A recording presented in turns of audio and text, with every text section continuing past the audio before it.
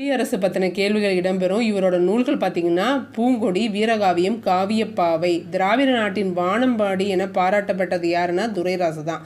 புதியதொரு விதி செய்வோங்கிறதுலேருந்து தான் நானிலம் படைத்தவன்கிற பாடல் எடுக்கப்பட்டிருக்கு.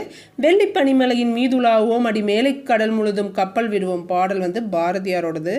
இந்த பாடல் நாட்டுப்புற பாடல். விடிவெள்ளி விளக்கு, விரிகடல் பள்ளிக்கூடம், அலை தான் தோழன், மேகம் தான் குடை, வெண்மணல் தான் மெத்தை, இடி தான் கூத்து, புயல் தான் ஊஞ்சல், பனிமூட்டம் தான் போர்வை, காயும் கதிர் தான் கூரை. இதை நல்லா படிச்சுக்கோங்க.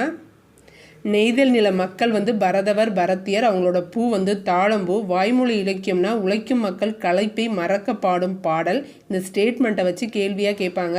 சக்திவேல் அப்படிங்கிறது தான் நாட்டுப்புற ஆய்வு அப்படிங்கிற நூலை தொகுத்தது. இந்த நாட்டுப்புற பாடல்கள்லாம் தொகுத்தது யாருன்னா சக்திவேல். வணிகம் செய்ய குழுவாக போகிறவங்கள வணிக சாத்துன்னு சொல்கிறோம். தன்னெல் வினைந்த